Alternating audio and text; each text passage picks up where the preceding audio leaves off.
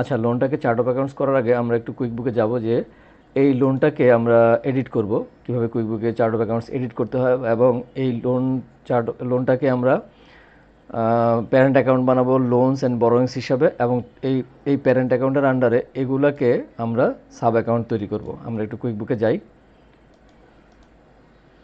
একটাকে সরাই দেখাই। আমরা এখানে লোন হিসাবে 2011 এটাকে লোন হিসাবে আমরা চার্ট অফ অ্যাকাউন্টস তৈরি করছি। এটাকে আমরা এডিট করে এটাকে আমরা প্যারেন্ট অ্যাকাউন্ট বানাবো।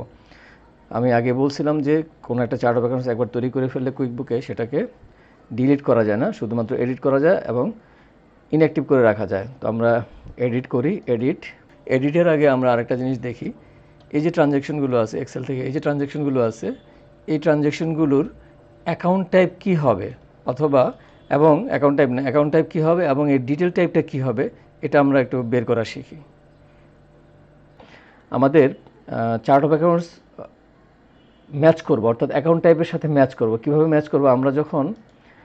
আমরা এই খরচগুলো দেখব, এই খরচগুলো যখন দেখব, দেখে এইখানকার খরচের উপর ভিত্তি করে আমরা প্রথমে কুইকবুকে অ্যাকাউন্ট টাইপটাকে আইডেন্টিফাই করার চেষ্টা করব। এখানে মাত্র 15টা অ্যাকাউন্ট টাইপ আছে, অবশ্যই কোনো না কোনো একটা অ্যাকাউন্ট টাইপের সাথে ম্যাচ করবে। সাপোজ আমরা এখন কাজ করতেছি লোন নিয়ে, তো লোন, আমার এই লোনটা ম্যাচ করবে কোনো না কোনো, এই 15টার কোনো না কোনো একটা অ্যাকাউন্ট টাইপের সাথে। স্বাভাবিকভাবে এখানে লোনটা ম্যাচ করতেছে কারেন্ট লায়াবিলিটিস এবং নন কারেন্ট লায়াবিলিটিস, যে কোনো এই দুইটার যে কোনো একটাকে আমার নিতে হবে। তো আমি এখানে চার্ট অফ অ্যাকাউন্টসে যাই, যে খরচগুলো দেখি, দেখার পর যদিও এখানে ভাগ দেওয়া আছে, ধরা যাক আমি জানি না কিছুই, তারপর তো এটুকু তো আমরা বুঝতে পারলাম যে নন কারেন্ট লায়াবিলিটিস এবং কারেন্ট লায়াবিলিটিস দুটার একটা যে কোনো একটা নিতে হবে। ধরা যাক কার লোন, স্বাভাবিকভাবে আমি কার লোন বুঝতে পারতেছি এটা একটু মোর দেন 1 বছরের বেশি, হতে পারে 10 বছরের কম, হতে পারে 5 বছরের কম, বা আমরা 1 বছরের বেশি, সেহেতু আমরা এটাকে ধরে নেব নন কারেন্ট লায়াবিলিটিস।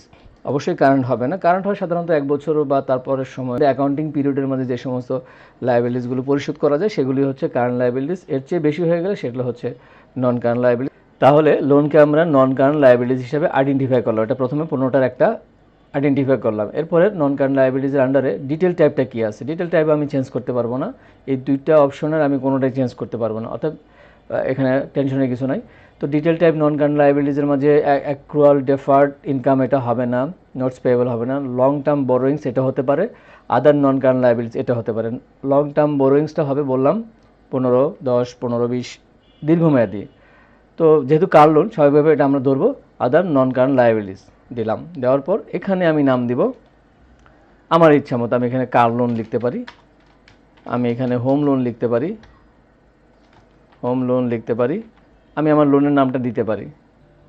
তো এই ছিল কিভাবে একটা ট্রানজ্যাকশনের অ্যাকাউন্ট টাইপ ম্যাচ করাইতে হয় এবং কিভাবে ডিটেল টাইপটা ম্যাচ করাইতে হয়। তো চলুন এবার দেখি কিভাবে একটা ট্রানজ্যাকশন এডিট করতে হয়, চার্ট অফ অ্যাকাউন্টস এডিট করতে হয়, কিভাবে একটা প্যারেন্ট অ্যাকাউন্ট তৈরি করতে হয়, কিভাবে সাব অ্যাকাউন্ট তৈরি করতে হয়। প্রথমত প্যারেন্ট অ্যাকাউন্ট তৈরি করার আগে আমরা চাইছি এই লোনটাকে আমরা এডিট করব। কোনটাকে এডিট করব? আমরা এডিট করব হচ্ছে 2011 লোনটাকে। এটাকে এডিট করতে গেলে আমরা এডিটে যাই, এডিট, এখান থেকে এটাকে যেহেতু প্যারেন্ট অ্যাকাউন্ট করবো, এখান থেকে শুধু নাম্বারটা উঠাইয়া দেই। এবং এখন আমি একে ডিক্লেয়ার করবো না প্যারেন্ট অ্যাকাউন্ট পরে ডিক্লেয়ার করব। আমি যখন একটা সাব অ্যাকাউন্ট দিব তখন একে আমি প্যারেন্ট অ্যাকাউন্ট ডিক্লেয়ার করব, এই মুহূর্তে করব না। আচ্ছা, আমরা শুধু নামটা চেঞ্জ করে দিই, লোন অ্যান্ড বরোয়িংস দিলাম। নাম্বার দিতেও পারি, নাও দিতে পারি, এখানে দিলাম না। লোন অ্যান্ড বরোয়িংসকে আমরা সাব অ্যাকাউন্ট করবো না, একে করবো প্যারেন্ট অ্যাকাউন্ট। সো এটা ইজ সাব অ্যাকাউন্ট, এটা সিলেক্ট করব না। এ পর্যন্ত হয়ে আছে, আমরা শুধু সেভ অ্যান্ড ক্লোজ। আমরা একটু চার্ট অফ অ্যাকাউন্টসে যাই, লোন অ্যান্ড বরোয়িংস দেখি আমাদের প্যারেন্ট অ্যাকাউন্ট তৈরি হয়েছে কিনা। যদিও এখানে বলবে না যে এটা প্যারেন্ট অ্যাকাউন্ট না সাব অ্যাকাউন্ট। একটু রিফ্রেশ করি, এখানে কোথায় আছে লোন অ্যান্ড, এটা হলো লোন অ্যান্ড বরোয়িংস। আমাদের অ্যাকাউন্টটা এডিট করা হয়ে গেছে। আমরা এটাকে প্যারেন্ট অ্যাকাউন্ট হিসাবে গণ্য করব যখন আমরা সাব অ্যাকাউন্ট এন্ট্রি দিব। আচ্ছা, এবার আমরা সাব অ্যাকাউন্ট এন্ট্রি দিই। আমরা একটু এক্সেলে যাই, আমরা এই লোনের আন্ডারে আমরা কিছু সাব অ্যাকাউন্ট নিব। এখান থেকে কয়েকটা রো ইনসার্ট করি, এগুলোকে কপি করে নিয়ে আসি।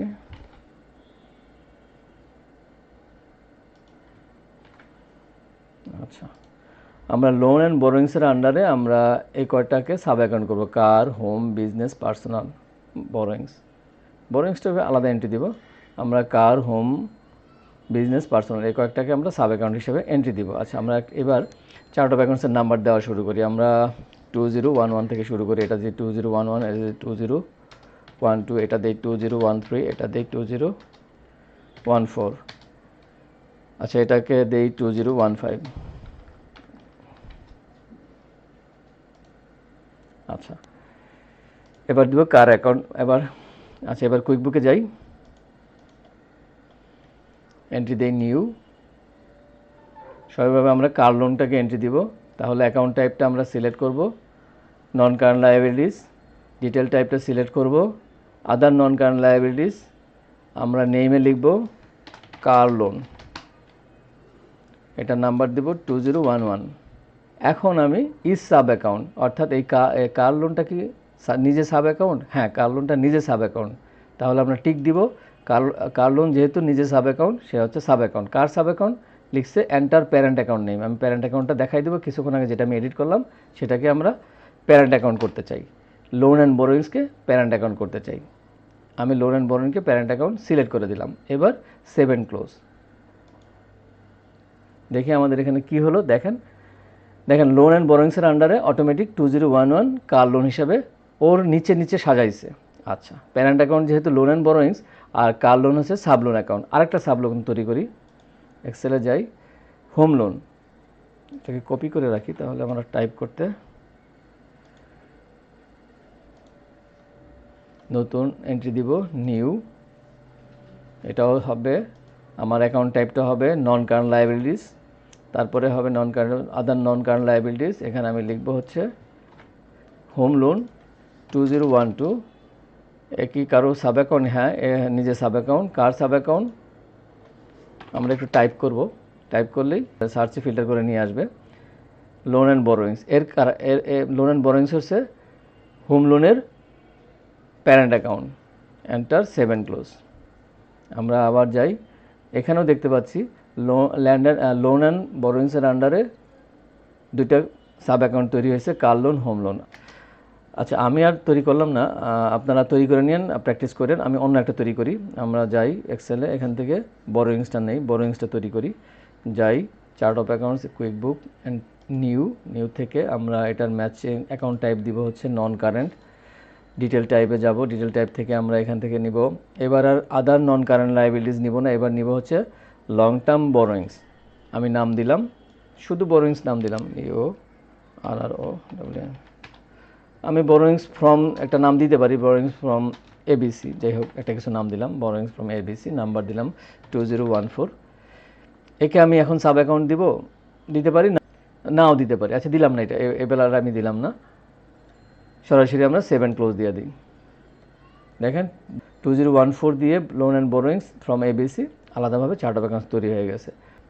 আশা করি আপনারা পারবেন কীভাবে চার্ট অফ অ্যাকাউন্টস এডিট করতে হয়। সেই চার্ট অফ অ্যাকাউন্টসকে এডিট করা চার্ট অফ অ্যাকাউন্টসকে যে প্যারেন্ট অ্যাকাউন্ট বানাতে হবে তা না। আপনি যে কোনো একটা চার্ট অফ অ্যাকাউন্টস আগে তৈরি করবেন, পরবর্তীতে যখন সাব অ্যাকাউন্ট তৈরি করবেন তখন আগের তৈরি করা অ্যাকাউন্টটাকে প্যারেন্ট অ্যাকাউন্ট হিসেবে দেখাই দিবেন না।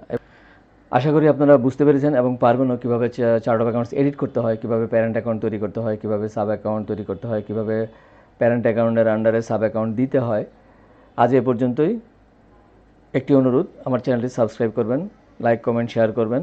ধন্যবাদ, ভালো থাকবেন সবাই। আসসালামু আলাইকুম।